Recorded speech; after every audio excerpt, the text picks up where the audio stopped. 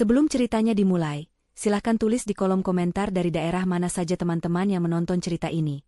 Dan jangan lupa like dan subscribe agar channel Cerita Dapur bisa semakin berkembang dan bisa mempersembahkan cerita yang lebih menarik. Lampu-lampu kristal di ballroom megah itu memancarkan cahaya gemerlap, memantul pada gaun-gaun malam mewah dan tuxedo mahal yang dikenakan para tamu. Musik klasik yang lembut mengalun, menciptakan suasana elegan dan penuh kebahagiaan. Setidaknya, begitulah yang tampak di permukaan. Bagi Sarah, malam ini adalah puncak dari kepura-puraan, sebuah teater di mana dia memainkan peran sebagai istri bahagia di samping suaminya yang ternyata adalah seorang pengkhianat. Sarah berdiri anggun di tengah keramaian, senyum tipis terukir di bibirnya yang dipoles sempurna. Penampilannya malam ini memukau, gaun malam berwarna emerald yang memeluk lekuk tubuhnya dengan sempurna, rambut hitamnya ditata rapi, dan perhiasan berlian berkilauan di leher dan telinganya. Di mata publik, Sarah adalah kesuksesan dan kebahagiaan. Dia adalah CEO dari sebuah perusahaan teknologi yang berkembang pesat, seorang filantropis yang dermawan, dan istri dari David, seorang arsitek terkenal yang selalu tampak karismatik di depan umum. Namun, di balik senyum profesionalnya, badai amarah dan kekecewaan bergejolak. Beberapa minggu yang lalu, dunianya yang tampak sempurna runtuh berkeping-keping ketika dia secara tidak sengaja menemukan serangkaian pesan mesra di ponsel David. Pesan-pesan itu ditujukan kepada seorang wanita bernama Luna, yang ternyata adalah seorang karyawan magang di kantor David. Bukan hanya sekadar perselingkuhan biasa, isi pesan-pesan itu mengungkapkan rencana licik Luna untuk merebut David dari Sarah, bahkan mengincar kekayaan Sarah. Malam ini, David dan Luna membuat pertunjukan yang menjijikan di depan mata Sarah dan para tamu undangan. Mereka berdiri di tengah ballroom, berpegangan tangan erat, dengan senyum kemenangan yang menyilaukan. David baru saja mengambil mikrofon dari penyanyi latar dan dengan suara lantang mengumumkan kepada semua orang tentang hubungan istimewa antara dirinya dan Luna. Sorak-sorai dan tepuk tangan menggema, sementara Sarah merasa seolah-olah ribuan anak panah menghujam jantungnya. Luna, dengan gaun merah menyala yang tampak murahan di mata Sarah, melingkarkan lengannya di pinggang David dan menatap Sarah dengan tatapan penuh kemenangan. Ada seringai jelas di wajahnya, seolah-olah dia baru saja memenangkan lotre terbesar dalam hidupnya. David pun tak kalah menyakitkan. Dia menoleh ke arah Sarah, bukan dengan rasa bersalah atau penyesalan, melainkan dengan tatapan meremehkan dan senyum sinis. "Sarah sayang," kata David dengan nada dibuat-buat, suaranya sengaja dikeraskan agar semua orang bisa mendengar. "Aku tahu ini mungkin mengejutkanmu, tapi Luna telah membuka mataku. Dia adalah wanita yang selama ini aku cari. Kami saling mencintai." Tawa meledak dari mulut David dan Luna, sebuah tawa yang keras, mengejek, dan sangat menusuk. Mereka tertawa seolah-olah Sarah adalah bahan lelucon terbesar di dunia ini. Beberapa tamu tampak canggung, mencoba menyembunyikan senyum mereka atau berpura-pura melihat ke arah lain. Namun, sebagian besar dari mereka tampak menikmati drama murahan yang sedang tersaji di depan mata mereka. Sarah merasakan darahnya mendidih. Penghinaan ini, dilakukan di depan ratusan orang yang mengenal mereka, terasa seperti tamparan keras di wajahnya. Namun, dia menolak untuk memberikan kepuasan kepada mereka dengan menunjukkan rasa sakitnya. Dia mempertahankan ekspresi tenangnya, matanya yang biasanya hangat kini sedingin es. Dalam hati, Sarah mengepalkan tinjunya. Tawa kemenangan David dan Luna bagaikan bahan bakar yang menyulut api balas dendam dalam dirinya. Mereka pikir mereka telah menang? Mereka pikir mereka bisa mempermainkannya dan merebut apa yang menjadi miliknya? Mereka salah besar. Kilasan-kilasan rencana mulai berputar di benak Sarah. Selama beberapa minggu terakhir, dia tidak tinggal diam. Setelah menemukan pengkhianatan itu, alih-alih menghadapi David dengan emosi, dia memilih untuk bertindak dengan pikiran yang dingin dan terencana.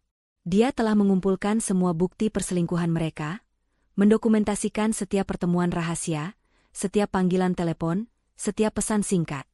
Dia juga telah berkonsultasi dengan pengacara terbaik, mempersiapkan langkah hukum yang diperlukan. Selain itu, Sarah telah mengambil langkah-langkah finansial yang tak terduga oleh David dan Luna. Sebagai seorang wanita yang mandiri dan cerdas, sebagian besar aset kekayaan keluarga sebenarnya berada di bawah kendalinya, atau memiliki klausul yang melindunginya dari tindakan sepihak David. Dia telah diam-diam memindahkan dana, mengamankan investasi, dan memastikan bahwa David tidak akan bisa dengan mudah menguras kekayaannya untuk wanita simpanannya itu. Saat David dan Luna masih tertawa terbahak-bahak, Sarah menarik napas dalam-dalam dan menghembuskannya perlahan. Dia menatap mereka dengan tatapan yang sulit diartikan. Di mata orang lain, mungkin itu terlihat seperti kekalahan atau kepasrahan. Namun, di balik tatapan itu, tersimpan janji yang tak terucap. Kalian tertawa sekarang? Silakan.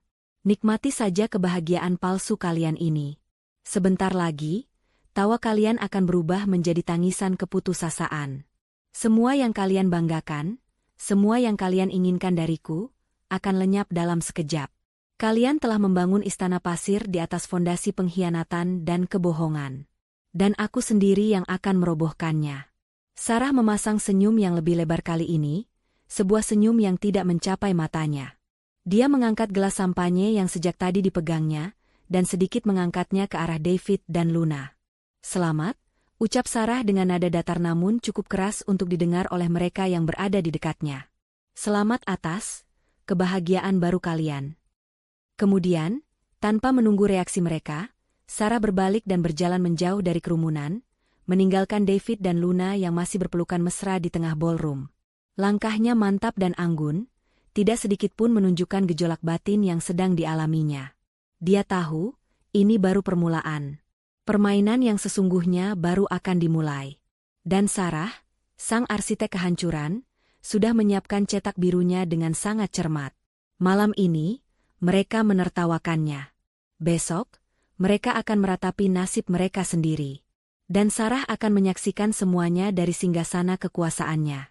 Pesta masih berlangsung, tetapi bagi Sarah, gemerlap lampu dan alunan musik ini terasa seperti latar belakang yang suram bagi drama pribadinya. Setelah meninggalkan David dan Luna di tengah sorakan pura-pura para tamu, Sarah berjalan dengan tenang menuju area teras yang lebih sepi. Udara malam yang sejuk menerpa wajahnya, sedikit meredakan gejolak amarah yang mendidih di dalam dirinya. Dari ketinggian itu, ia bisa melihat kerlip lampu kota yang tak terhitung jumlahnya. Setiap lampu mewakili kehidupan yang berbeda, dan ia bertanya-tanya berapa banyak di antaranya yang juga dipenuhi dengan pengkhianatan tersembunyi. Ia mengeluarkan ponsel dari dompet kecilnya.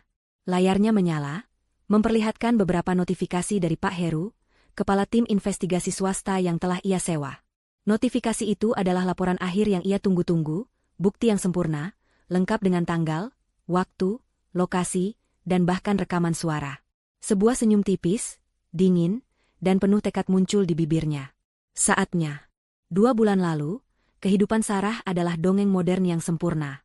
Ia memiliki karir yang cemerlang, kekayaan yang melimpah, dan seorang suami yang ia kira mencintainya. David, dengan pesonanya yang memikat dan kecerdasan bicaranya, selalu berhasil membuatnya merasa istimewa. Pernikahan mereka, yang sudah berjalan 7 tahun, tampak kokoh dan tak tergoyahkan. Namun, dongeng itu runtuh di suatu sore yang biasa. Sarah baru saja pulang dari perjalanan bisnis yang melelahkan. Ia menemukan David tertidur di sofa ruang keluarga, ponselnya tergeletak di meja kopi.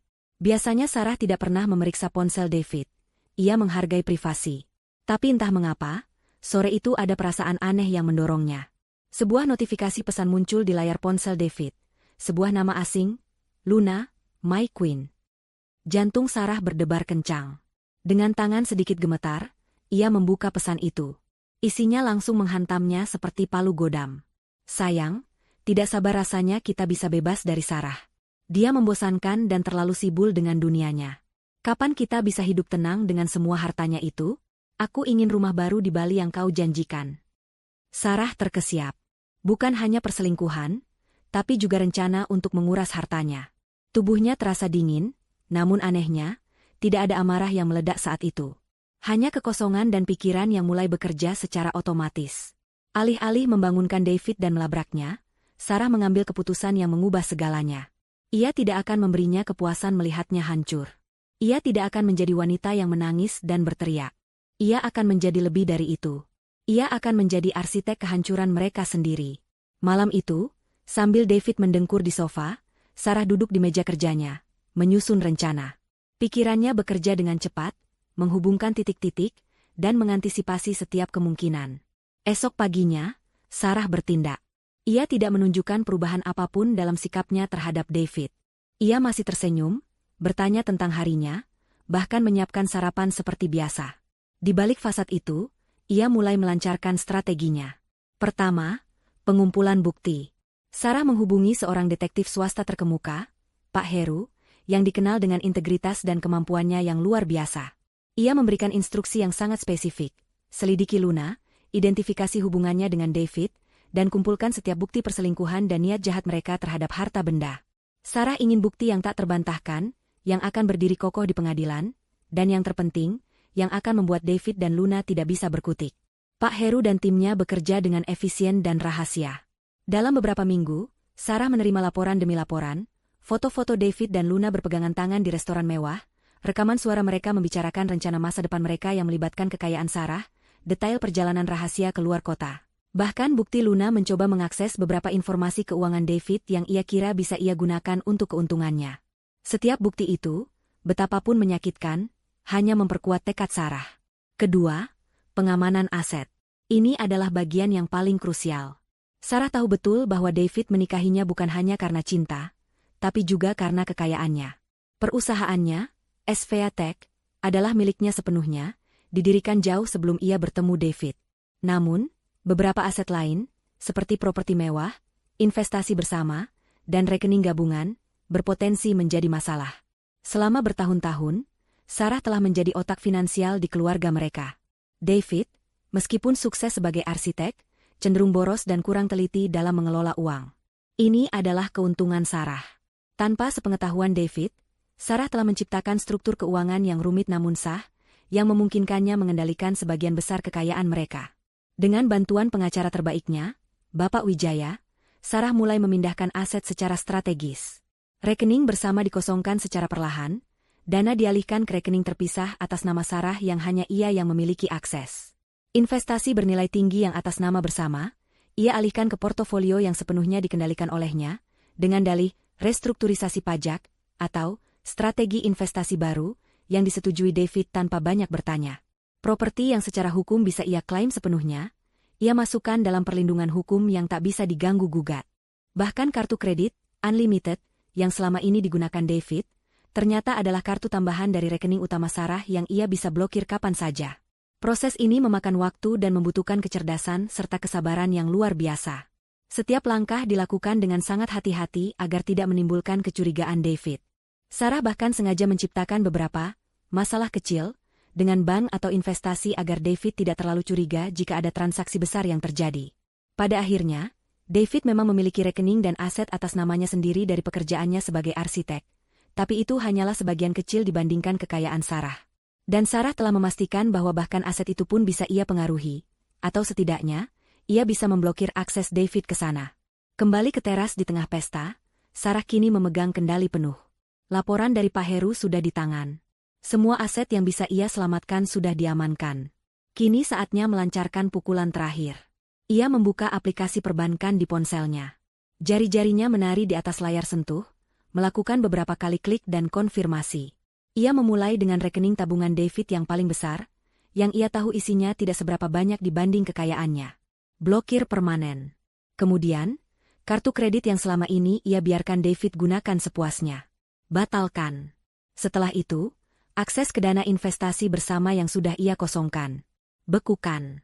Ia juga membuka aplikasi lain, sebuah sistem perbankan yang ia gunakan untuk mengelola gaji dan tunjangan karyawan di beberapa anak perusahaannya. Dengan beberapa ketukan lagi, ia membatalkan semua pembayaran yang masuk ke rekening Luna, termasuk gaji bulanannya dan bonus-bonus yang dijanjikan David tanpa sepengetahuannya. Luna tidak hanya akan kehilangan David, tapi juga sumber mata pencahariannya yang paling mudah. Sarah bekerja dengan ketenangan seorang eksekutor. Tidak ada keraguan, tidak ada penyesalan. Setiap klik adalah langkah menuju keadilan yang ia definisikan sendiri. Ia membayangkan David dan Luna terbangun keesokan paginya, merasakan kekacauan finansial yang tak terhindarkan. Mentari pagi menelusup dari celah tirai apartemen mewah David, menumpahkan cahayanya ke atas spray sutra yang kusut. David menggeliat, membuka mata, dan senyum lebar langsung terulas di wajahnya. Semalam adalah puncak kemenangannya. Pengumuman hubungannya dengan Luna di depan Sarah, dan tawa mengejek mereka yang tak terbendung, masih terngiang di telinganya bagai melodi indah. Dia membayangkan wajah Sarah yang tenang namun pasti hancur di baliknya. David merasa seolah beban berat telah terangkat dari pundaknya. Kini ia bebas, dan yang terbaik adalah ia tidak perlu lagi berpura-pura mencintai wanita dingin yang terobsesi pada pekerjaannya itu. Di sampingnya, Luna masih terlelap, rambut pirangnya tersebar di bantal. David mengusap lembut pipi Luna, dan wanita itu menggeliat manja. Luna adalah kebalikannya Sarah, riang, manja, dan selalu memuja dirinya. David merasa Luna benar-benar memahami dirinya. Berbeda dengan Sarah yang terlalu sibuk, dengan rapat dan laporan keuangannya. Pagi, sayang, bisik David, mengecup kening Luna. Luna mengerjapkan mata, senyum merekah saat melihat David. Pagi juga, honey, rasanya luar biasa, ya? Akhirnya kita bisa bebas. Tentu saja, David tertawa kecil. Pesta semalam berjalan sempurna. Kupikir Sarah akan mengamuk, tapi dia hanya diam saja. Dia pasti shock. Itu menunjukkan betapa dia mencintaiku, kan? David menarik napas, dadanya membusung bangga. Sekarang, kita bisa memulai hidup baru kita. Hidup yang penuh kebahagiaan, kemewahan, dan tanpa drama. Mereka berdua menghabiskan pagi itu dengan merencanakan masa depan. Obrolan mereka dipenuhi impian-impian mewah, liburan ke Maladewa, membeli mobil sport terbaru, atau bahkan membuka butik impian Luna dengan modal dari kekayaan yang akan mereka dapatkan dari perceraian David dengan Sarah. Pikiran tentang perceraian yang akan segera terjadi tidak membuat David gentar. Justru sebaliknya, ia melihatnya sebagai gerbang menuju kebebasan dan kehidupan yang lebih baik bersama Luna. Ia yakin Sarah akan memberikan apapun yang ia minta, asalkan David mau bercerai dengan damai, demi menjaga citra keluarga mereka di mata publik. Aku sangat lapar, Luna mengeluh manja, melingkarkan lengannya di leher David. Bagaimana kalau kita sarapan di kafe langgananku di pusat kota? Kopi mereka enak sekali. Ide bagus. David beranjak dari tempat tidur. Aku akan mandi dulu, lalu kita pergi. Mereka tiba di kafe yang ramai di jantung kota, sebuah tempat instagramable dengan interior minimalis dan hidangan sarapan yang artistik. Luna memesan latte dengan foam art berbentuk hati dan avocado toast, sementara David memilih espresso pekat dan croissant. Mereka duduk di pojok kafe, terus membicarakan rencana masa depan mereka. Tawa-tawa kecil sesekali meluncur dari bibir mereka, menarik perhatian beberapa pengunjung lain. Ketika pelayan datang membawa tagihan, Luna dengan santai meraih dompet David yang tergeletak di meja. Biar aku saja yang bayar, honey, katanya manja, mengeluarkan kartu kredit hitam David yang berlogo platinum. Kartu itu, yang sebenarnya adalah kartu tambahan dari rekening Sarah, selalu menjadi simbol status David di mata Luna. Luna menyerahkan kartu itu kepada pelayan dengan senyum percaya diri. Pelayan memasukkan kartu ke mesin EDC. Namun, beberapa detik berlalu, lampu hijau tidak menyala. Pelayan mencoba lagi, kali ini dengan ekspresi sedikit bingung. Maaf, Bu, kata pelayan itu dengan nada hati-hati. Kartu Anda ditolak. Luna mengerutkan kening. Ditolak? Tidak mungkin. Kartu ini selalu berhasil. Ia menoleh ke David. Mungkin mesinnya rusak? David mengambil kartu itu dari tangan Luna. Tidak masalah. Biar aku saja. Dia mengambil dompetnya dan mengeluarkan kartu kredit lain. Kali ini kartu yang ia dapatkan dari banknya sendiri, yang terhubung dengan rekening pribadinya. Ia menyerahkannya pada pelayan. Pelayan memasukkan kartu itu lagi. Beberapa detik ketegangan. Dan lagi, lampu merah menyala, disertai tulisan, transaksi ditolak. Kening David berkerut. Ini aneh. Ia memang tidak memiliki rekening sebesar Sarah, tapi ia selalu memastikan ada cukup dana untuk kebutuhan sehari-hari dan gaya hidupnya. Coba lagi, David bersikeras, mulai sedikit gelisah. Mungkin sinyalnya buruk. Pelayan mencoba lagi, kali ini sampai 3 kali, tetapi hasilnya tetap sama. Maaf, Tuan. Sepertinya ada masalah dengan kedua kartu Anda. Wajah David mulai memerah. Ini tidak mungkin. Ia mengeluarkan kartu debitnya. Ini, coba pakai ini. Ini kartu debitku. Luna mulai menunjukkan sedikit kecemasan. Ada apa, David? Apa kamu lupa membayar tagihan kartu? Tidak mungkin. Aku selalu tepat waktu. David membentak Luna tanpa sadar. Suaranya sedikit lebih tinggi dari biasanya. Pelayan mencoba kartu debit David. Mesin EDC berbunyi, lalu menampilkan pesan yang sama.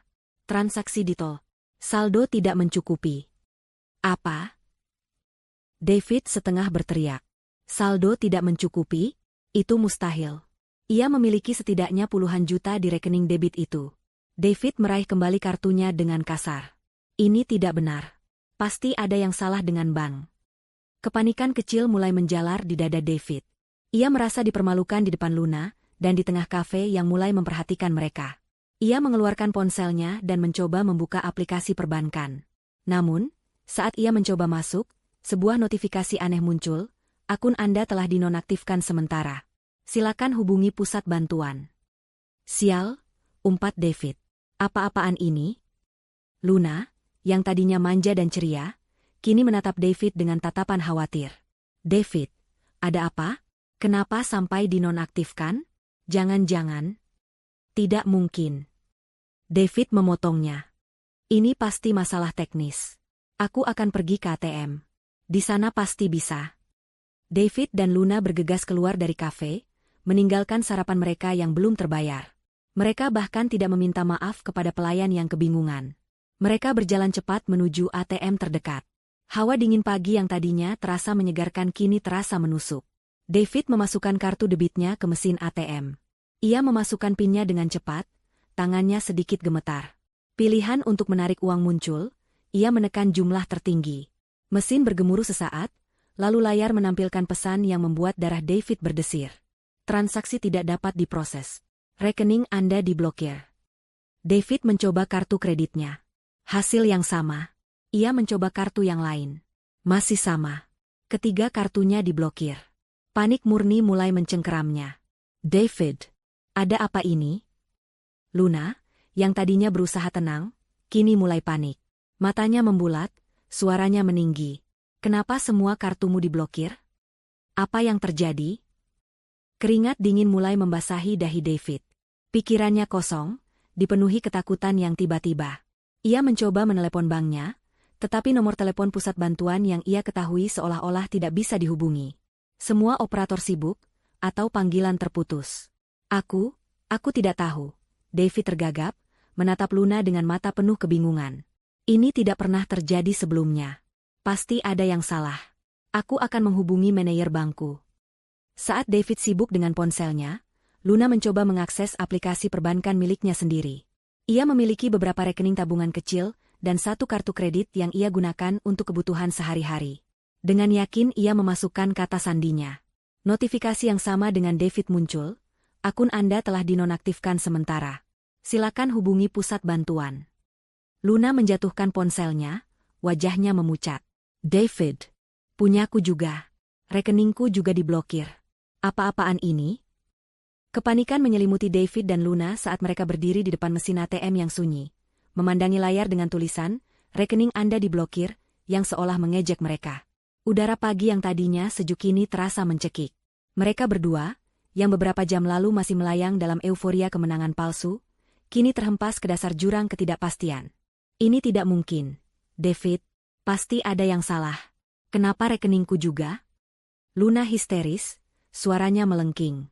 Wajahnya yang tadinya ceria kini pucat pasi, riasan semalam luntur dan tampak kacau. David mengusap wajahnya kasar, rambutnya berantakan.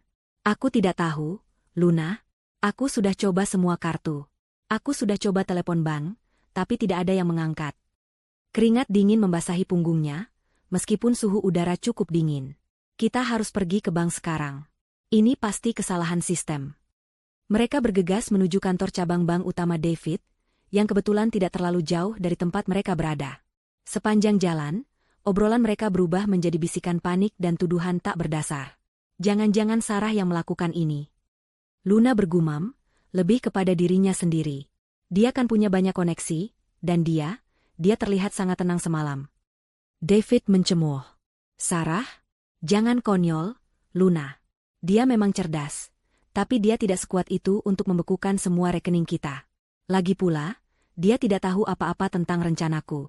Dia hanya tahu aku berselingkuh, bukan tentang uang. David berusaha meyakinkan dirinya sendiri lebih dari meyakinkan Luna. Pasti ada masalah internal bank. Mungkin sistem mereka down. Namun, di dalam hatinya, benih kecurigaan mulai tumbuh. Tatapan dingin Sarah semalam kembali terlintas di benaknya. Tatapan itu memang bukan tatapan marah, melainkan sesuatu yang lebih menakutkan. Sebuah kekosongan yang dingin, seperti mata predator yang sedang mengamati mangsanya. Mereka tiba di bank, yang sudah ramai dengan nasabah. David segera menuju meja informasi, dengan gaya sombongnya yang biasa. Saya ingin bertemu manajer bank sekarang juga, katanya kepada petugas di konter, suaranya sedikit meninggi. Semua rekening saya diblokir secara tidak sah. Petugas itu menatapnya dengan tenang. Bapak David, mohon tunggu sebentar. Saya akan memeriksa data Anda. Beberapa menit kemudian, petugas kembali dengan folder di tangannya. Ekspresinya kini berubah menjadi lebih serius. Bahkan ada sedikit nada kasihan di matanya. Mohon maaf, Bapak David, Nona Luna. Saya telah memeriksa status rekening Anda berdua. Semua rekening, baik giro, tabungan, deposito, dan kartu kredit, memang telah dibekukan. Dibekukan? Tapi kenapa? David memekik, menggebrak meja dengan tangannya. Beberapa nasabah menoleh ke arah mereka. Ini ilegal. Saya tidak pernah melakukan pelanggaran apapun. Sesuai dengan catatan kami, pembekuan ini dilakukan atas dasar perintah hukum yang sah. Jelas petugas itu hati-hati. Ada dugaan aktivitas mencurigakan yang melibatkan pemindahan aset dan penipuan, serta laporan dari pihak ketiga. David dan Luna saling pandang. Wajah mereka sama-sama pucat pasi. Laporan dari pihak ketiga? Siapa? Siapa pihak ketiga itu? David bertanya, suaranya tercekat. Petugas itu menggelengkan kepala. Saya tidak bisa memberikan informasi itu, Tuan. Ini adalah masalah hukum yang bersifat rahasia. Saya hanya bisa mengatakan bahwa pembekuan ini bukan karena kesalahan sistem atau masalah teknis dari pihak bank. Ini adalah tindakan yang disengaja dan terkoordinasi. Kalimat terakhir petugas itu seperti sambaran petir. Tindakan yang disengaja dan terkoordinasi. Hanya satu orang yang mampu melakukan ini, dan memiliki motif yang kuat. Sarah, bisik Luna, suaranya nyaris tak terdengar. David menatapnya, matanya memancarkan ketakutan yang belum pernah ia rasakan sebelumnya. Tidak mungkin dia bisa melakukan ini. Tapi siapa lagi, David? Siapa lagi yang tahu tentang semua rekeningmu? Dan dia wanita yang cerdas. Dia punya koneksi. Dia seorang CEO. Luna mulai menangis, air matanya membasahi pipinya. Dia pasti tahu tentang kita. Dia tahu kita ingin uangnya. Tuduhan Luna memicu amarah David. Apa? Kau menuduhku? Ini semua juga karenamu. Sejak awal kau yang menggodaku. Kau yang memprovokasiku untuk meninggalkan Sarah. Kau yang ingin semua uangnya. Apa? Akulah yang menggodamu? Luna membalas, tangisnya berubah menjadi kemarahan. Kau yang selalu pamer kekayaanmu. Kau yang bilang akan memberikan hidup mewah padaku. Kau bilang Sarah itu wanita membosankan yang pantas dicampakan. Kau yang bilang dia akan memberimu uang cerai yang banyak. Pertengkaran mereka menarik perhatian semua orang di lobi bank. Petugas keamanan mulai mendekat, meminta mereka untuk tenang. David dan Luna tidak peduli. Mereka sudah terlalu tenggelam dalam saling menyalahkan. Menyadari bahwa cinta palsu mereka yang dibangun di atas kesenangan dan materi kini, mulai runtuh di bawah tekanan finansial. Apa yang harus kita lakukan sekarang? Luna menjerit. Aku tidak punya uang sepeser pun. Aku tidak bisa pulang. Aku tidak bisa makan. David menarik napas dalam-dalam, mencoba menenangkan diri. Kita harus hubungi pengacara. Kita akan menuntut Sarah. Ini adalah tindakan ilegal. Dia tidak bisa begitu saja membekukan rekening kita. Namun, ada keraguan di suaranya. David tahu betul bahwa Sarah adalah wanita yang sangat teliti. Jika ini memang perbuatan Sarah, maka dia pasti sudah mempersiapkannya dengan matang, memastikan setiap langkahnya sah di mata hukum. Sementara David dan Luna tenggelam dalam kepanikan dan pertengkaran, Sarah sedang duduk santai di kantornya yang mewah, di puncak gedung pencakar langit yang menjulang di pusat kota. Dari jendela kaca besarnya, ia bisa melihat pemandangan kota di bawah, termasuk kafe tempat David dan Luna sarapan, dan bank tempat mereka kini sedang berteriak-teriak. Di depannya, laptop terbuka menampilkan grafik dan laporan. Bukan laporan keuangan perusahaan, melainkan laporan dari Pak Heru. Ada notifikasi yang baru saja masuk. Sebuah video singkat dari kamera pengawas bank. Sarah menekan tombol play. Di layar, David dan Luna terlihat sedang berteriak kepada seorang petugas bank, wajah mereka merah padam, gestur mereka penuh kemarahan. Sarah bahkan bisa melihat Luna menangis terseduh-seduh. Ia memperbesar gambar, melihat ekspresi putus asa di mata David yang biasanya angkuh. Sebuah senyum kecil, hampir tak terlihat, tersungging di bibir Sarah. Bukan senyum jahat, melainkan senyum kepuasan. Ia telah membayangkan skenario ini berkali-kali dalam mimpinya. Momen ketika mereka menyadari bahwa semua yang mereka miliki, semua yang mereka banggakan, telah direnggut darinya dengan cara yang paling kejam. Lihatlah mereka, pikir Sarah. Mereka seperti anak-anak yang baru saja kehilangan mainan favorit mereka. Mainan yang sebenarnya bukan milik mereka. Pak Heru menelepon. Laporan selesai, Bu Sarah. Suara Pak Heru terdengar profesional dan tenang di seberang sana. Mereka sudah mendatangi bank, dan reaksi mereka persis seperti yang kita perkirakan. Mereka menuduh satu sama lain, dan nampaknya mulai retak. Apakah ada perintah selanjutnya? Tidak, Pak Heru. Untuk saat ini cukup. Pertahankan pengawasan diam-diam, pastikan mereka tidak melakukan tindakan nekat. Jika ada, laporkan segera, jawab Sarah, suaranya tenang dan terkendali, seolah ia sedang membicarakan proyek bisnis biasa. Terima kasih atas kerja keras Anda. Setelah insiden memalukan di bank, David dan Luna kembali ke apartemen mewah David dengan langkah gontai dan hati hancur. Suasana di antara mereka tegang, dipenuhi tuduhan yang tak terucap dan rasa saling menyalahkan yang membara. Apartemen yang tadinya merupakan simbol kemewahan dan kebebasan mereka, kini terasa seperti sangkar. Mereka bahkan tak bisa membeli makanan atau membayar taksi. Mereka terpaksa jalan kaki dari bank, dalam diam yang memekakan telinga. David melemparkan dirinya ke sofa, kepalanya pusing memikirkan apa yang baru saja terjadi. Ini tidak masuk akal, gerutunya, memijat pelipisnya. Bagaimana bisa semua rekeningku diblokir? Bahkan yang dari gajiku sebagai arsitek. Siapa yang punya kekuatan sebesar itu? Luna mondar-mandir di ruang tamu, napasnya memburu. Aku sudah bilang, David, hanya Sarah. Dia pasti tahu. Wanita itu bukan orang bodoh. Dia pasti sudah lama mencurigai kita. Tangis Luna pecah lagi, kali ini disertai isak tangis yang lebih keras. Kita hancur. David, aku tidak punya uang sepeser pun. Bagaimana aku akan hidup? Diam, Luna. David membentak, kesabarannya benar-benar habis. Jangan membuatku tambah pusing. Kita harus mencari Sarah. Dia pasti tahu sesuatu. Dia pasti yang melakukan ini. Kita akan menuntutnya. Menuntut? Luna memandang David dengan mata bengkak. Dengan uang apa kita menyewa pengacara? David, kita tidak bisa membeli secangkir kopi pun. Kartu-kartumu semua sudah lumpuh. Realitas pahit itu menghantam David lagi. Luna benar. Mereka tidak punya apa-apa. Keputusasaan mulai merayap, menjebak mereka dalam lingkaran hitam. Setelah perdebatan panjang dan saling tuding, mereka akhirnya sepakat untuk melakukan satu hal, menemui Sarah. Mereka harus menghadapi wanita itu, menuntut penjelasan, dan mungkin, memohon. Meskipun kata, memohon, terasa seperti racun di lidah David. Mereka tiba di kantor pusat SVA Tech, gedung pencakar langit megah milik Sarah. David, yang dulu selalu merasa setara atau bahkan lebih superior dari Sarah, kini merasakan getaran rendah diri saat melihat lobi yang mewah dan penjaga keamanan yang kekar. Luna mencengkeram lengan David erat-erat, wajahnya tegang. Kami ingin bertemu Ibu Sarah, kata David kepada resepsionis dengan nada menuntut, meskipun suaranya sedikit bergetar. Resepsionis, seorang wanita muda dengan seragam rapi, menatap mereka dengan sopan namun dingin. Apakah Anda sudah membuat janji, Bapak? Tidak, tapi ini penting. Saya David, suaminya. David berkata, mencoba menggunakan statusnya yang dulu untuk mendapatkan perlakuan khusus. Resepsionis itu tersenyum tipis, sebuah senyum yang tidak mencapai matanya. Mohon maaf, Bapak David. Ibu Sarah tidak ada di kantor saat ini. Beliau sedang melakukan perjalanan bisnis mendadak. Perjalanan bisnis? Luna menyela, curiga. Jangan-jangan dia sengaja menghindari kita. Saya bisa menjamin beliau sedang tidak ada, ujar resepsionis itu, kini dengan nada yang sedikit lebih tegas. Jika Anda ingin menyampaikan pesan, saya bisa menyampaikannya. David tahu ini adalah kebohongan. Sarah tidak mungkin tiba-tiba melakukan perjalanan bisnis tanpa memberitahunya, terutama setelah peristiwa semalam.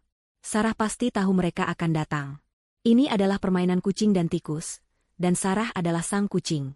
Tiba-tiba, sebuah suara dingin menyela. Tidak perlu repot-repot, Nona Amelia. Biarkan saja mereka masuk. David dan Luna menoleh. Sarah berdiri di dekat lift, mengenakan setelan bisnis abu-abu yang elegan, rambutnya tergerai indah. Dia tampak tenang, anggun, dan berkuasa. Tidak ada jejak air mata atau kepanikan di wajahnya. Dia adalah simbol kekuatan yang berlawanan dengan kehancuran mereka. Ekspresi David dan Luna berubah dari marah menjadi kaget, lalu menjadi cemas. Mereka tidak menyangka Sarah akan ada di sana. "Ikut aku," kata Sarah, tanpa emosi, lalu berbalik dan berjalan menuju lift pribadi yang membawanya langsung ke kantornya. David dan Luna bergegas mengikutinya, hati mereka berdebar kencang.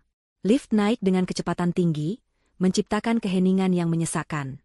Di dalam lift, Sarah tidak menoleh sedikit pun kepada mereka. Dia hanya menatap lurus ke depan, seolah mereka hanyalah dua orang asing yang kebetulan menumpang lift yang sama. Ketika pintu lift terbuka di lantai paling atas, mereka melangkah ke kantor Sarah yang luas dan megah. Pemandangan kota yang terhampar luas dari jendela kaca raksasa terasa semakin menekan. Sarah berjalan ke mejanya, duduk di kursi putarnya, dan menatap mereka dengan tatapan dingin yang tak berkedip.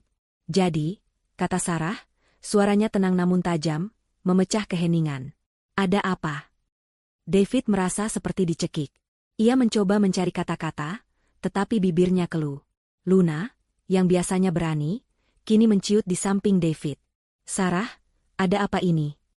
David akhirnya berhasil berbicara, suaranya serak. "Kenapa rekening-rekeningku diblokir? Apa yang kau lakukan?" Sarah tersenyum sinis. "Oh, jadi akhirnya kau menyadari." Dia menyilangkan tangan di dada, memancarkan aura dominasi.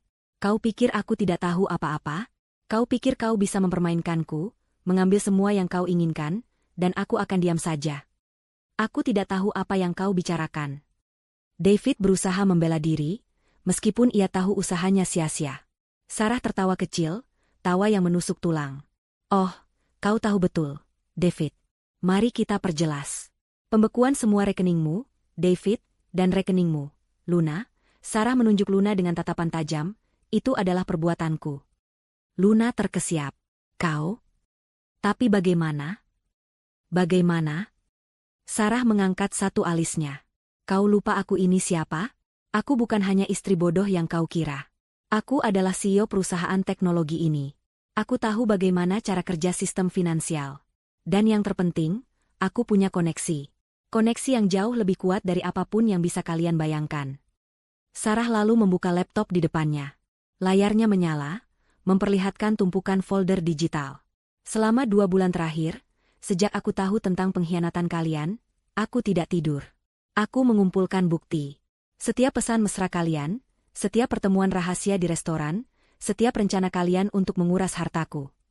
Sarah memutar laptopnya sedikit agar mereka bisa melihat judul-judul folder. Bukti perselingkuhan David Luna, perencanaan penipuan harta, transaksi mencurigakan. Wajah David dan Luna memucat pasi. Mereka melihat foto-foto mereka, tanggal, waktu, bahkan rekaman suara mereka yang berbicara tentang rencana-rencana jahat. Setiap folder adalah pukulan telak yang merobohkan pertahanan mereka. Ini tidak mungkin." David tergagap. "Oh, ini sangat mungkin," sahut Sarah, suaranya kini dipenuhi kepuasan dingin. "Setiap langkah yang kalian ambil, setiap kata yang kalian ucapkan, semuanya sudah kudokumentasikan. Semua aset yang kalian incar, yang kalian kira bisa kalian dapatkan dariku, sudah kupindahkan. Aman di bawah kendaliku." Luna berlutut, memohon. "Sarah, tolong, jangan lakukan ini. Kami minta maaf. Kami tidak tahu kau sekuat ini." "Minta maaf?" Sarah tertawa getir. "Terlalu terlambat untuk itu, Luna. Kalian menertawakanku semalam. Kalian pikir kalian sudah menang. Tapi kalian tidak sadar. Kalian sedang menari di atas kuburan finansial kalian sendiri." David akhirnya berhasil menenangkan dirinya, meskipun dengan susah payah. Kemarahan mulai menggantikan rasa takutnya. "Kau tidak bisa melakukan ini, Sarah. Ini ilegal. Aku akan menuntutmu. Aku akan melaporkanmu ke polisi atas pembekuan rekening secara tidak sah." Sarah menatap David dengan tatapan meremehkan. "Menuntutku? Melaporkanku?" Dia menggelengkan kepala pelan. Langit sore di atas Jakarta tampak mendung, seolah turut merasakan kehancuran yang menyelimuti David dan Luna. Mereka meninggalkan gedung SVA Tech dengan langkah gontai, tubuh terasa ringan sekaligus berat, seperti arwah yang baru saja diusir dari dunia fana. Ancaman Sarah tentang penuntutan hukum dan kehilangan kebebasan masih terngiang, menusuk-nusuk pikiran mereka. Tidak ada lagi tawa mengejek atau senyum kemenangan di wajah mereka, yang ada hanya keputusasaan murni. "Kita harus bagaimana sekarang?" Luna berbisik, suaranya parau, air mata masih mengalir di pipinya yang kotor oleh maskara luntur. Kita tidak punya apa-apa, David. Uang di dompetku hanya cukup untuk taksi sekali jalan, itu pun kalau ada. David mengepalkan tangannya, frustrasi. Aku tidak tahu. Aku tidak pernah menyangka Sarah akan sejauh ini. Dia benar-benar gila. Atau kita yang terlalu bodoh, Luna menyela, nadanya getir. Kita meremehkannya, David. Kita pikir dia wanita lemah yang akan menangis di pojokan. Tapi dia iblis. Mereka berjalan tanpa tujuan, menyusuri trotoar yang ramai. Setiap kilatan mobil mewah, setiap etalase toko yang menampilkan barang-barang mahal, seolah mengejek kemiskinan mendadak mereka. Mereka yang tadinya biasa menikmati hidup bergelimang kemewahan, kini dihadapkan pada kenyataan pahit, tak punya uang sepeser pun. Dampak langsung, kehidupan tanpa uang tunai. Keesokan harinya, realitas kehancuran finansial menghantam mereka dengan keras. Pagi itu, mereka terbangun di apartemen David. Perut mereka keroncongan, tapi tidak ada makanan di lemari es selain sisa-sisa bahan makanan yang sudah nyaris kedaluarsa. Mereka mencoba memesan makanan melalui aplikasi, tapi lagi-lagi, semua kartu ditolak. Mereka bahkan tidak bisa membeli sebotol air minum. Aku lapar sekali, David, keluh Luna, tubuhnya lemas. Bagaimana kita makan? David mencoba menelepon beberapa temannya, berharap bisa meminjam uang. Namun, setelah insiden di bank dan reputasi yang mulai menyebar tentang perceraian David dan Sarah, semua teman mendadak sibuk atau tidak bisa dihubungi. Beberapa bahkan terang-terangan menolak, mengatakan mereka tidak bisa terlibat dalam masalah keluarga orang lain. Sarah memang tidak menyebarkan gosip secara langsung, tapi berita tentang apa yang terjadi di pesta dan di ban menyebar dari mulut ke mulut seperti api, merusak reputasi David dan Luna. Tidak ada yang mau membantu, David berkata, melempar ponselnya ke sofa. Mereka semua pengecut. Mereka hanya mau berteman saat aku punya uang. Luna menatapnya tajam. Lalu kita harus bagaimana? Mau makan apa? Tinggal di mana? Besok sewa apartemen ini jatuh tempo. David terdiam. Sewa apartemennya memang mahal. Dan kini, dengan semua rekeningnya diblokir, ia tidak bisa membayarnya. Pikirannya kosong, tidak bisa menemukan solusi. Beberapa hari berikutnya adalah neraka. Mereka makan seadanya, mengais-ngais sisa makanan di dapur David. Tagihan listrik dan air mulai menunggak. Puncaknya, pada hari sewa jatuh tempo, sebuah surat pemberitahuan pengosongan apartemen tiba. David memegang surat itu, tangannya gemetar. Kita harus keluar dari sini, kata David, suaranya putus asa. Mereka akan menyita barang-barang kita jika kita tidak membayar. Luna mulai menangis lagi. Tidak. Aku tidak mau. Ini rumahmu. Kita tidak punya tempat lain. Namun, mereka tidak punya pilihan. Dengan berat hati, mereka mulai mengemas barang-barang pribadi yang bisa mereka bawa. Mereka tidak bisa membawa semua barang mewah David, yang sebagian besar masih terikat cicilan atau sudah menjadi jaminan di bank. Gaya hidup runtuh, dari mewah ke melarat. Dampak kehancuran finansial bukan hanya soal tidak punya uang, tetapi juga tentang runtuhnya gaya hidup yang selama ini mereka banggakan. Mobil sport mewah David, yang sering ia pamerkan kepada Luna, adalah yang pertama disita. Petugas penarik datang dengan surat resmi, dan David tidak bisa berbuat apa-apa selain menyaksikan mobil kesayangannya diangkut.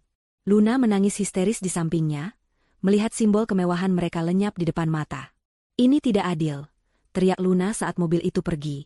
Itu mobilmu, David. David hanya bisa mengepalkan tangan, rahangnya mengeras. Ini semua ulah Sarah. Barang-barang berharga lainnya menyusul. Koleksi jam tangan mewah David, perhiasan Luna, tas-tas branded. Semuanya harus dijual dengan harga murah demi mendapatkan sedikit uang tunai untuk bertahan hidup. Mereka mendatangi toko emas dan pegadaian, menukar barang-barang berharga yang dulunya adalah simbol status mereka dengan beberapa lembar uang tunai yang terasa sangat sedikit. Setiap kali mereka menjual sesuatu, ada rasa sakit dan penyesalan yang mendalam. Dari apartemen mewah di pusat kota, mereka terpaksa pindah ke sebuah kamar kos kecil yang kumuh di pinggir kota. Kamar itu sempit, pengap, dan jauh dari kata nyaman. Tidak ada AC, tidak ada pemandangan kota, dan kamar mandi harus berbagi dengan penghuni lain. Kontrasnya begitu tajam, membuat mereka berdua sulit menerima kenyataan. Luna, yang terbiasa hidup mewah dengan segala fasilitas, menderita yang paling parah. Ia selalu mengeluh tentang panasnya, tentang baunya, tentang nyamuk yang beterbangan. David, yang dulu selalu karismatik dan percaya diri, kini tampak layu. Wajahnya cekung, matanya merah karena kurang tidur dan stres. Mereka mencoba mencari pekerjaan. David, dengan CV-nya sebagai arsitek terkenal, mengirimkan lamaran ke berbagai perusahaan. Namun, setiap kali ia mendapatkan panggilan wawancara, entah mengapa perusahaan itu selalu membatalkannya di menit-menit terakhir.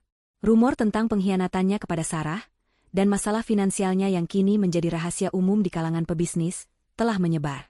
Tidak ada yang ingin mengambil risiko mempekerjakan seseorang yang bermasalah, terutama jika masalah itu melibatkan seorang Sarah Wijaya. Luna pun mengalami hal yang sama. Ia mencoba melamar pekerjaan sebagai staf admin atau resepsionis, tetapi setiap pintu seolah tertutup. Citranya sebagai pelakor yang merusak rumah tangga orang kaya telah melekat padanya, dan tidak ada perusahaan yang ingin mengambil risiko reputasi dengan mempekerjakannya. Kepuasan pahit Sarah mengamati kehancuran. Di sisi lain kota, di balik jendela kantornya yang megah, Sarah sesekali menerima laporan dari tim keamanannya tentang pergerakan David dan Luna. Ia melihat foto-foto mereka yang kuyu, video saat mobil David disita, dan laporan tentang mereka yang menjual barang-barang berharga. Ada rasa kepuasan yang mendalam, melihat arsitek kehancuran yang ia bangun sendiri berjalan sesuai rencana. Ini adalah pembalasan yang sempurna.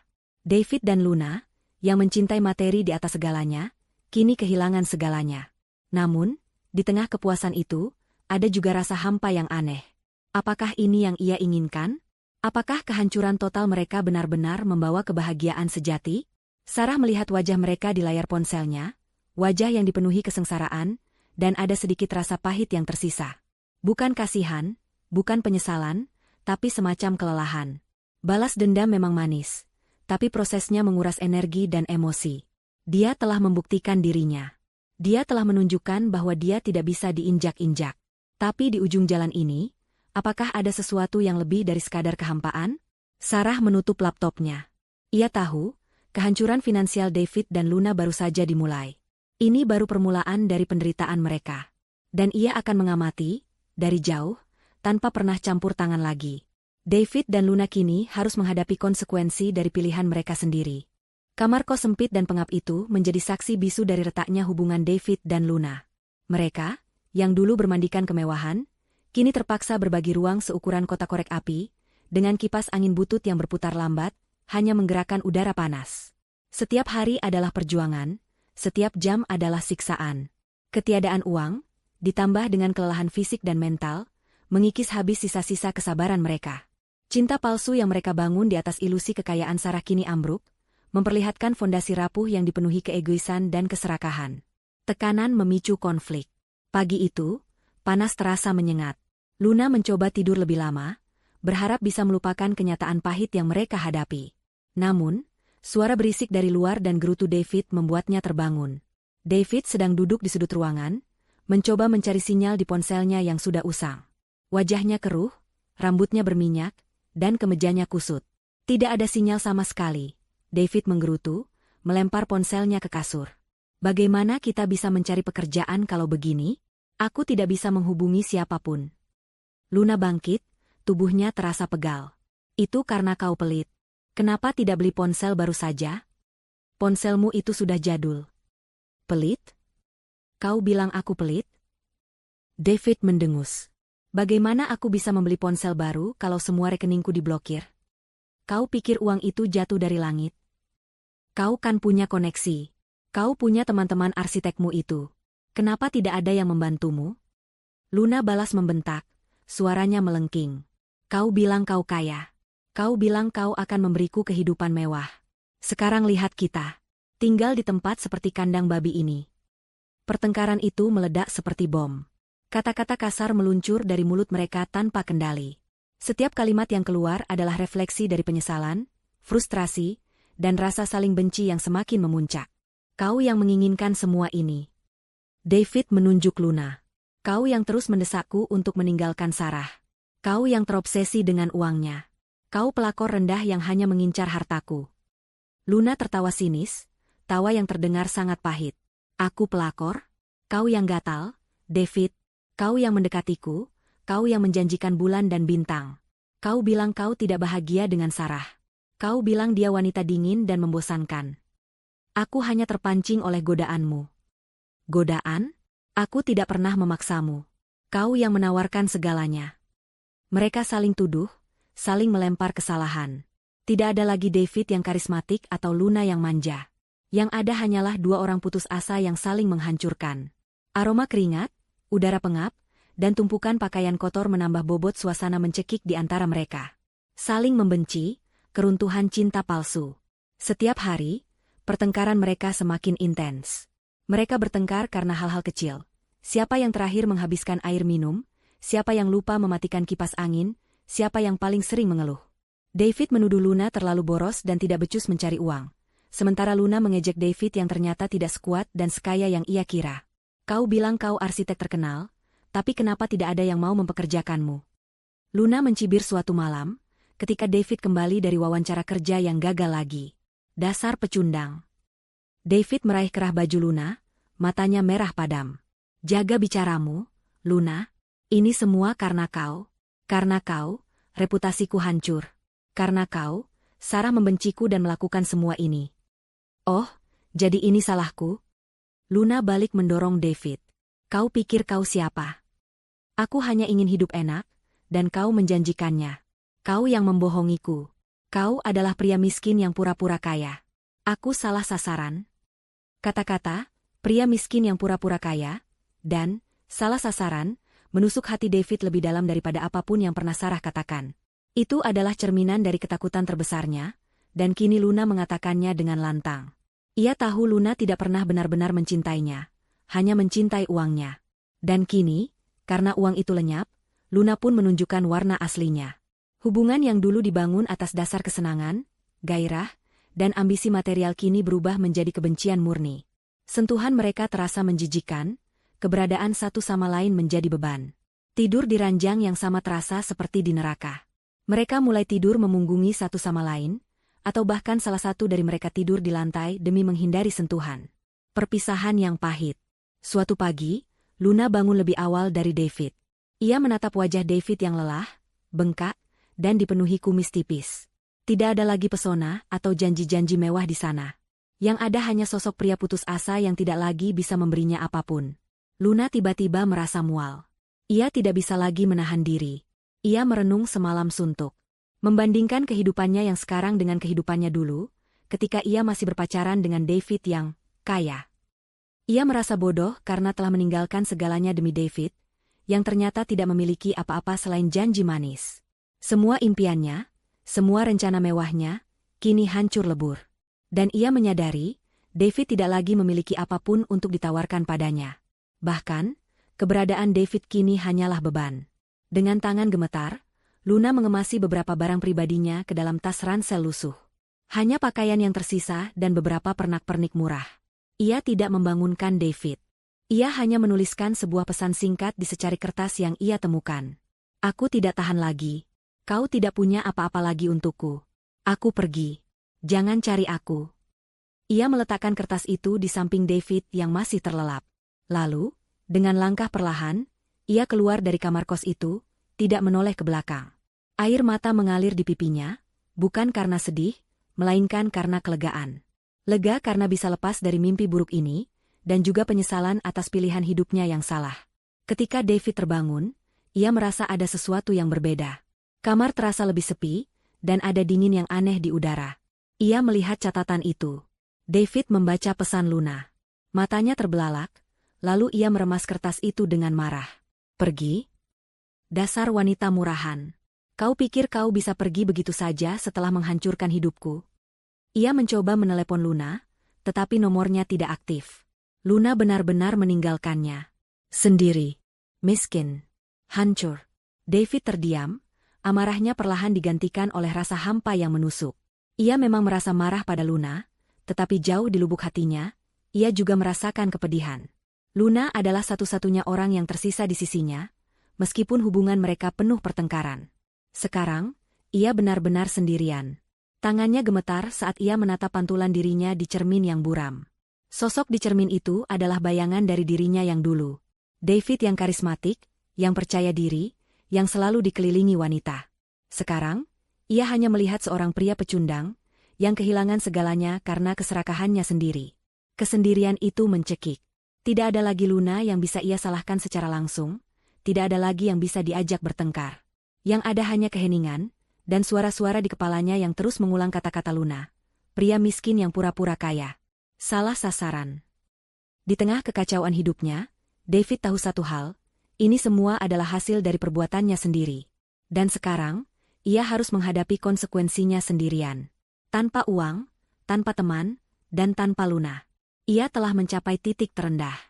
Kepergian Luna adalah pukulan telak bagi David, lebih dari yang ia duga.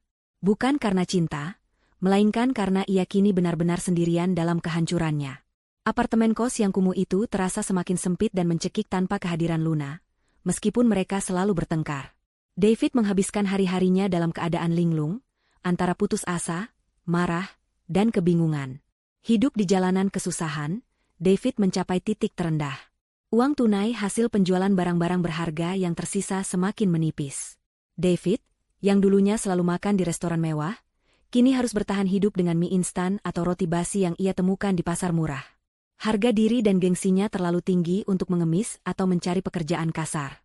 Ia masih berpegang pada keyakinan bahwa ia adalah seorang arsitek terkemuka, pantas mendapatkan yang lebih baik. Namun, kenyataan membuktikan sebaliknya. Panggilan dari pemilik kos mulai tak terhindarkan. David telah menunggak sewa selama 2 minggu, dan sang pemilik tidak lagi bersabar. Pada suatu pagi yang dingin, dengan sisa uang terakhirnya, David terpaksa mengemasi tasnya lagi. Kali ini, ia benar-benar tidak punya tujuan. "Kau harus pergi, nak," kata pemilik kos dengan tatapan iba. "Aku tidak bisa menunggumu lagi. Ada banyak yang antre." David hanya mengangguk, terlalu malu untuk berbicara. Ia berjalan keluar dari kamar kos itu, membawa satu ransel berisi sedikit pakaian dan beberapa kenangan masa lalunya yang tersisa. Langit mendung di atas kepala, mencerminkan perasaannya. Ia tidak tahu harus kemana. Teman-temannya menjauh. Keluarganya, yang selama ini ia abaikan karena sibuk dengan kemewahan, mungkin tidak akan menerimanya lagi setelah mendengar semua kabar buruk ini. Malam pertama David tidur di jalanan adalah neraka.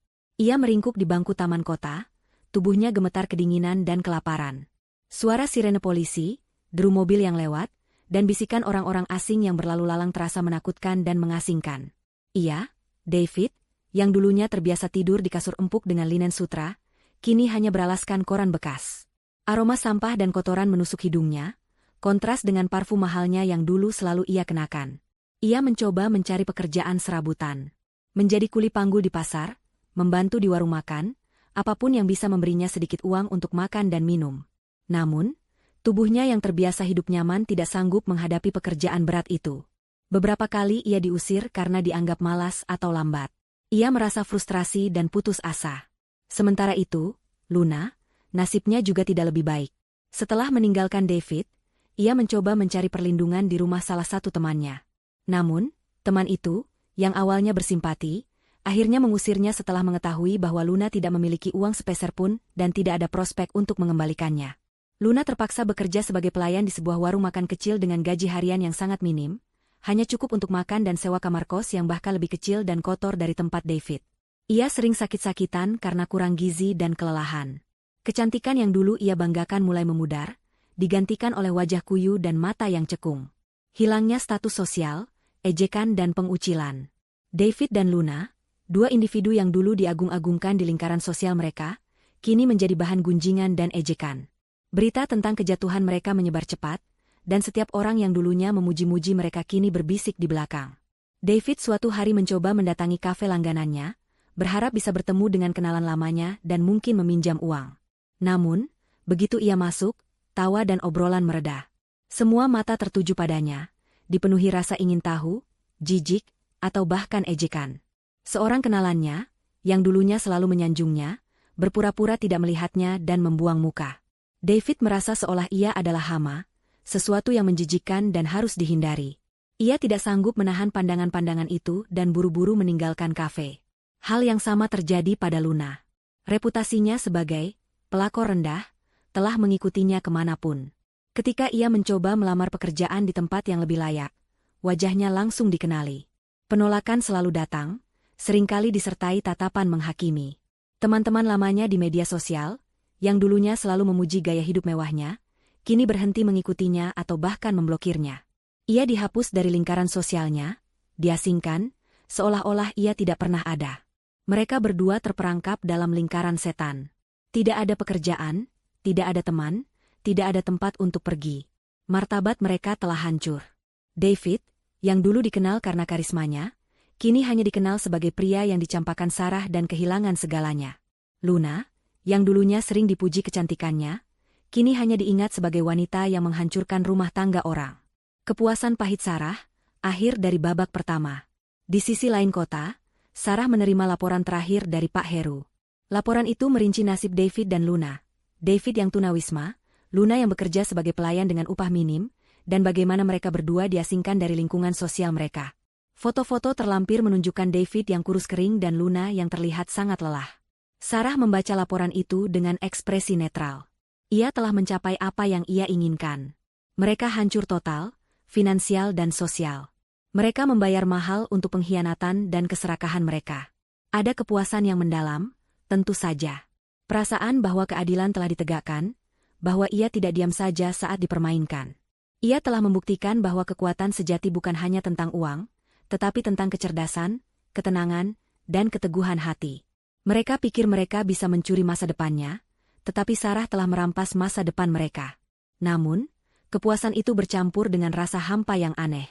Melihat David yang dulu ia cintai berakhir di jalanan, dan Luna yang dulu begitu berambisi kini hanya pelayan warung, tidak memberikan kebahagiaan sejati yang ia bayangkan. Rasa sakit dari pengkhianatan itu masih ada, dan balas dendam, meskipun memuaskan, tidak serta-merta menyembuhkan luka. Apakah semua ini sepadan? Pertanyaan itu mulai berbisik di benak Sarah. Ia telah menghabiskan energi, waktu, dan emosi untuk merencanakan dan melaksanakan balas dendam ini. Ia telah menang, ya, tapi apakah kemenangan ini benar-benar membuatnya bahagia? Atau justru menguras sisa energinya dan meninggalkan kekosongan? Sarah menutup laporan itu. Babak kehancuran David dan Luna telah selesai. Mereka telah kehilangan segalanya. Kini, saatnya bagi Sarah untuk memulai babak baru dalam hidupnya. Babak di mana ia harus mencari tahu apa arti kebahagiaan sejati baginya, di luar lingkaran balas dendam. Ini adalah akhir dari perang, tapi permulaan dari perjalanan baru bagi dirinya sendiri. Waktu bergulir lambat bagi David dan Luna, setiap detiknya adalah pengingat akan kehancuran yang tak terhindarkan. Mereka terpisah, David hidup di jalanan, Luna bekerja serabutan. Jauh dari kemewahan, jauh dari sorotan, mereka dipaksa untuk menghadapi cermin kejujuran yang kejam. Dalam kesendirian dan penderitaan, refleksi atas kesalahan mereka mulai muncul, perlahan namun pasti, menusuk kesadaran mereka. David, yang kini menghabiskan malam-malamnya di bangku taman atau emperan toko yang sepi, seringkali menatap kosong ke langit malam. Rasa dingin menusuk tulang, tetapi rasa sakit di hatinya jauh lebih pedih. Ia mengingat kembali kehidupannya yang dulu, apartemen mewah, mobil sport, teman-teman yang selalu mengelilinginya, dan Sarah. Awalnya, penyesalan David didominasi oleh kekalahan material. Ia menyesal kehilangan uang, status, dan kenyamanan. Namun, seiring berjalannya waktu, ketika rasa lapar dan dingin menjadi teman setianya, penyesalan itu mulai bergeser. Ia mulai mengingat kebaikan Sarah. Sarah yang selalu mendukung karirnya, Sarah yang mengelola semua keuangan dengan cerdas, Sarah yang selalu ada di sisinya meskipun ia sering mengabaikannya. Sarah tidak pernah menuntut apapun, kecuali kesetiaan. Dan ia telah menghancurkannya. Ia teringat tawa mengejeknya di pesta. Tawa yang kini terasa kosong dan bodoh. Ia menertawakan kehancuran Sarah, tanpa menyadari bahwa ia sedang menertawakan kehancurannya sendiri.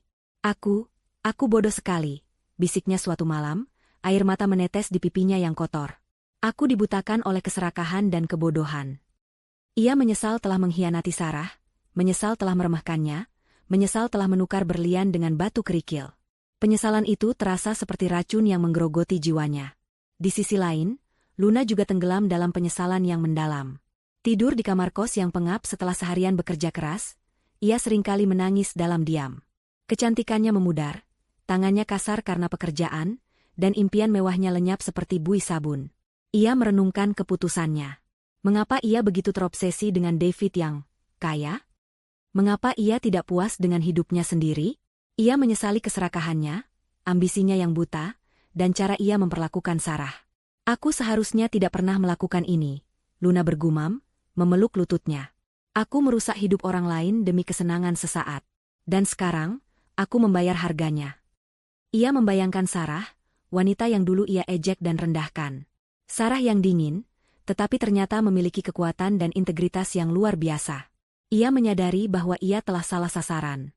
Ia mengejar bayangan kekayaan, dan sekarang ia tidak memiliki apa-apa. Penderitaan David dan Luna tidak berhenti pada kemiskinan dan pengucilan sosial. Konsekuensi lain mulai muncul, semakin memperparah kondisi mereka. David, yang terbiasa hidup bersih dan nyaman, mulai sering sakit-sakitan. Batuk-batuk, demam, dan nyeri sendi menjadi bagian dari rutinitas hariannya karena tidur di jalanan dan kurang gizi. Kondisi fisiknya semakin menurun, membuatnya semakin sulit mendapatkan pekerjaan serabutan. Beberapa kali, ia ditemukan pingsan karena kelaparan dan kelelahan, lalu dibawa ke rumah sakit umum. Di sana, ia hanya mendapatkan perawatan seadanya karena tidak memiliki asuransi atau uang untuk membayar. Di samping masalah kesehatan, masalah hukum juga mulai membayangi David. Beberapa klien lamanya mulai mengajukan tuntutan hukum atas proyek-proyek yang belum terselesaikan atau pembayaran yang macet karena pembekuan rekeningnya. Meskipun sebagian besar masalah ini sebenarnya tanggung jawab David yang tidak becus mengelola keuangan, beberapa di antaranya adalah dampak langsung dari tindakan Sarah yang membekukan asetnya. Namun, tanpa uang untuk menyewa pengacara, David tidak bisa membela diri. Ia menerima surat panggilan pengadilan yang terus menumpuk, tetapi tidak bisa berbuat apa-apa selain berharap takdir berpihak padanya. Luna pun menghadapi masalah serupa. Pekerjaan pelayannya tidak stabil, seringkali ia dipecat tanpa alasan jelas karena penampilannya yang semakin lusuh atau desas-desus tentang masa lalunya.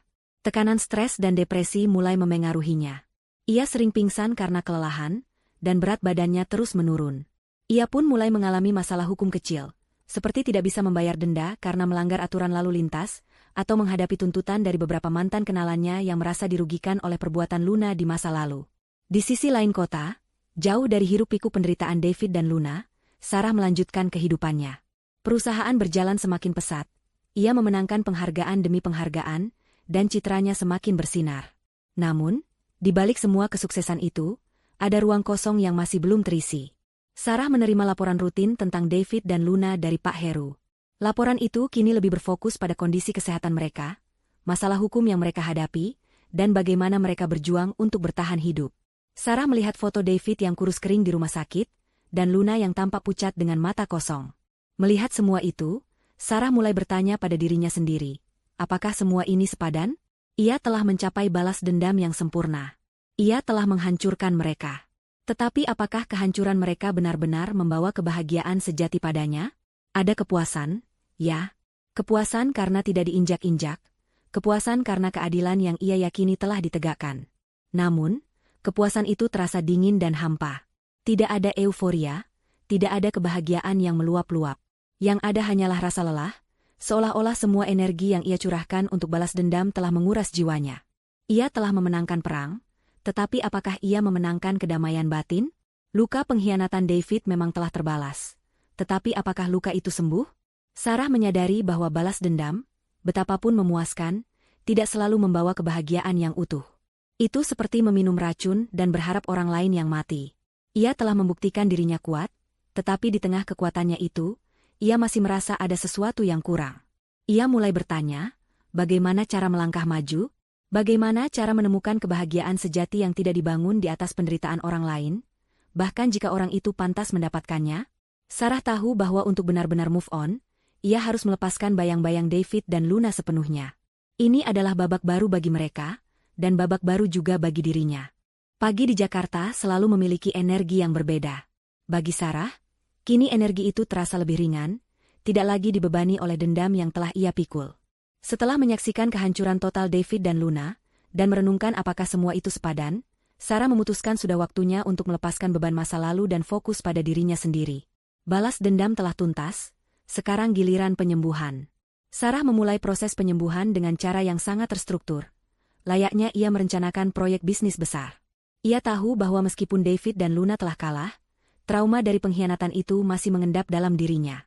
Ia memutuskan untuk mencari bantuan profesional. Sesi terapi mingguan membantunya mengurai benang-benang emosi yang kusut, menghadapi rasa sakit, dan menerima bahwa apa yang terjadi bukanlah salahnya. Ia belajar untuk memaafkan, bukan demi David, tetapi demi kedamaian batinnya sendiri. Selain terapi, Sarah kembali menekuni hobi-hobi lama yang sempat terabaikan karena kesibukan dan masalah rumah tangga. Ia mulai kembali melukis, menghabiskan berjam-jam di studionya, membiarkan kuas dan warna menjadi media ekspresi bagi emosinya. Ia juga mendaftar kelas menari, sebuah impian masa kecil yang tak pernah kesampaian. Gerakan tubuh yang luwes diiringi musik membantunya melepaskan ketegangan dan menemukan kebebasan. Ia sering menghabiskan waktu di alam, mendaki gunung-gunung kecil di sekitar Wonosobo, atau sekadar berjalan-jalan di taman kota. Udara segar dan pemandangan hijau menenangkan jiwanya, membantunya merasakan koneksi kembali dengan dunia di luar hiruk-pikuk bisnis dan drama pribadi. Sarah mulai merasakan kembali kegembiraan dalam hal-hal sederhana, sesuatu yang telah lama hilang dari hidupnya. Energi negatif yang dulu ia curahkan untuk membalas dendam kini dialihkan untuk pertumbuhan diri. Ia lebih sering tersenyum, senyum yang tulus dan mencapai matanya. Wajahnya tampak lebih cerah, sorot matanya kembali hangat dan penuh kehidupan. Transformasi ini tidak hanya terlihat secara fisik, tetapi juga secara spiritual. Sarah menjadi versi terbaik dari dirinya sendiri, lebih kuat, lebih bijaksana, dan lebih damai. Dalam proses penyembuhannya, Sarah menyadari betapa berharganya lingkaran pertemanannya. Selama menikah dengan David, ia seringkali merasa sendirian, menjaga jarak emosional, dan terlalu fokus pada pekerjaan. Namun, setelah perceraian dan drama yang terjadi, teman-teman sejati Sarah muncul sebagai pilar dukungan yang tak tergoyahkan. Ada Lena, sahabat lamanya dari kampus, seorang dokter yang selalu memberikan nasihat bijak dan telinga yang siap mendengarkan tanpa menghakimi. Lena sering mengajaknya makan siang, atau sekadar menemaninya menikmati kopi sambil bertukar cerita. Sarah, kau sudah kuat sejak dulu. Hanya saja, kau terlalu lama menahannya sendirian, kata Lena suatu hari, sambil menggenggam tangan Sarah. Sekarang, izinkan dirimu untuk bahagia.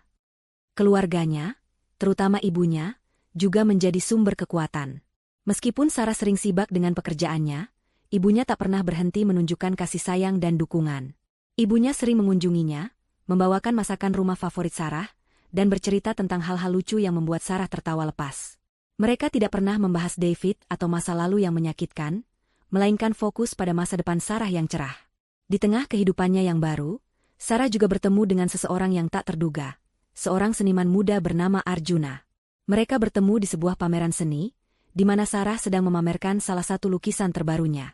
Arjuna adalah pria yang sederhana namun memiliki jiwa yang dalam, matanya memancarkan kehangatan dan kejujuran. Dia tidak terintimidasi oleh kekayaan atau kekuasaan Sarah. Dia melihat Sarah sebagai seorang seniman, seorang wanita yang memiliki jiwa yang indah, dan menghargainya apa adanya. Arjuna tidak pernah bertanya tentang masa lalu Sarah yang pahit. Dia hanya fokus pada masa kini dan masa depan. Mereka seringkali menghabiskan waktu bersama di studio seni, melukis berdampingan, atau sekadar berbagi cerita tentang impian dan aspirasi mereka. Kehadiran Arjuna membawa kebahagiaan baru ke dalam hidup Sarah, kebahagiaan yang murni, tanpa pretensi atau ambisi tersembunyi. Di ranah profesional, Sarah tidak berhenti. Justru sebaliknya, ia membangun kembali kerajaan bisnisnya dengan cara yang lebih bermakna. Ia tidak lagi hanya fokus pada angka dan keuntungan, tetapi juga pada dampak sosial perusahaannya.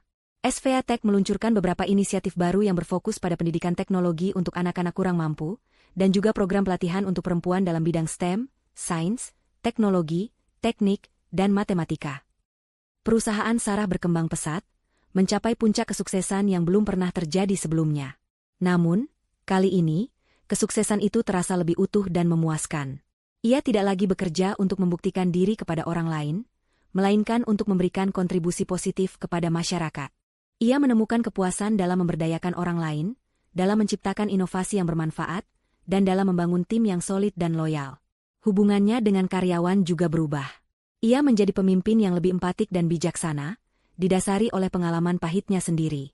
Ia belajar untuk lebih menghargai kejujuran dan integritas, dan memupuk budaya kerja yang sehat dan positif. Di salah satu pertemuan Dewan Direksi, Sarah berdiri di hadapan timnya, mempresentasikan visi masa depan perusahaan. Ia berbicara tentang ketahanan, tentang kekuatan untuk bangkit dari kegagalan, dan tentang pentingnya nilai-nilai inti. Dia tidak menyebutkan nama David atau Luna, tetapi semua orang di ruangan itu tahu bahwa kata-katanya berasal dari pengalaman pribadi yang mendalam. Mereka melihat seorang pemimpin yang tidak hanya cerdas, tetapi juga memiliki jiwa yang kuat. Sarah telah menemukan kembali dirinya. Ia telah membersihkan luka lama, dan membangun fondasi baru yang jauh lebih kokoh dari sebelumnya. Ia tidak lagi terbebani oleh bayang-bayang pengkhianatan. Ia telah melewatinya, melampauinya, dan kini berdiri tegak sebagai wanita yang utuh, yang kuat, dan yang paling penting, bahagia. Ini adalah hidup baru Sarah, sebuah babak yang dipenuhi dengan kedamaian, cinta, dan tujuan yang lebih besar. Tahun-tahun berlalu. Jakarta terus berdenyut dengan ritme yang cepat, tetapi bagi Sarah, kota itu kini terasa berbeda. Dulu, hiruk-pikuknya adalah pengingat akan tuntutan dan drama. Kini, ia adalah latar belakang yang tenang bagi kedamaian dan kebahagiaan yang telah ia temukan. Sarah telah melangkah jauh dari bayang-bayang masa lalu, membangun hidup yang lebih kaya dan bermakna. Namun, di sisi lain mata uang takdir, ada kisah yang berbeda, kisah tentang David dan Luna, yang tetap terjebak dalam lingkaran kehancuran yang mereka ciptakan sendiri. Sarah akhirnya menemukan kedamaian sejati. Bukan kedamaian yang statis, melainkan kedamaian yang dinamis, penuh dengan pertumbuhan dan kebahagiaan. Ia telah belajar dari masa lalu, menjadikan pengkhianatan David sebagai pelajaran berharga tentang kekuatan diri dan pentingnya integritas. Luka di hatinya telah sembuh total, meninggalkan bekas luka yang samar sebagai pengingat akan perjalanannya, tetapi tidak lagi rasa sakit. Hubungannya dengan Arjuna semakin kuat dan mendalam. Mereka menikah dalam sebuah upacara sederhana yang hangat, hanya dihadiri oleh keluarga dan teman-teman terdekat. Arjuna adalah pendamping yang sempurna, pria yang menghargainya apa adanya, mendukung ambisinya, dan mencintai jiwanya. Mereka sering menghabiskan waktu di studio seni mereka, melukis bersama, atau sekadar berbagi cerita di teras rumah mereka yang nyaman, menyaksikan senja yang memudar. Kebahagiaan Sarah terasa autentik, lahir dari kedamaian batin dan cinta yang tulus, bukan dari materi atau validasi orang lain. Perusahaannya, SVA Tech, tumbuh menjadi konglomerat teknologi terkemuka di Asia, dengan berbagai inovasi yang memberikan dampak positif bagi masyarakat. Sarah diakui sebagai salah satu CEO paling berpengaruh dan filantropis terkemuka. Ia tidak lagi mengejar pengakuan, tetapi pengakuan itu datang kepadanya karena dedikasi dan visinya. Ia hidup dengan kepala tegak, bangga dengan setiap langkah yang telah ia ambil, baik dalam karir maupun kehidupannya. Di sisi lain, kehidupan David dan Luna benar-benar hancur. Mereka tidak pernah berhasil bangkit dari keterpurukan finansial dan sosial. David, setelah bertahun-tahun hidup di jalanan dan diusir dari berbagai tempat penampungan, akhirnya menyerah. Tubuhnya yang kurus kering dan ringkih tidak sanggup lagi menahan kerasnya hidup. Ia menderita berbagai penyakit kronis akibat kurang gizi dan sanitasi yang buruk.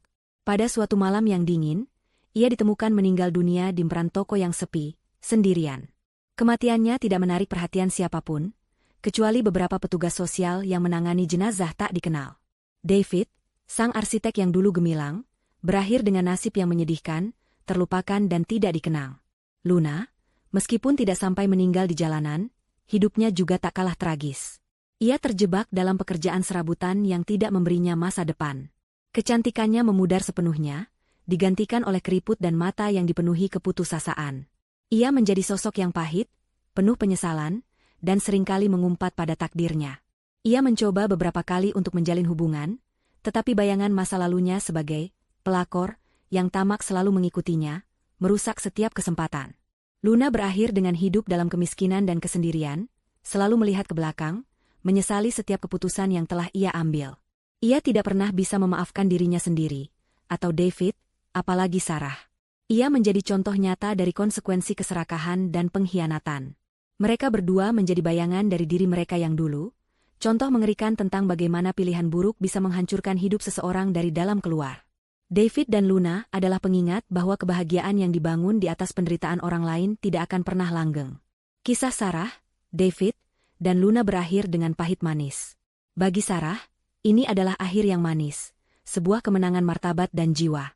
Ia telah melalui badai dan menemukan pelabuhan kedamaian. Ia tidak lagi hidup dalam bayang-bayang dendam, melainkan dalam cahaya cinta dan tujuan.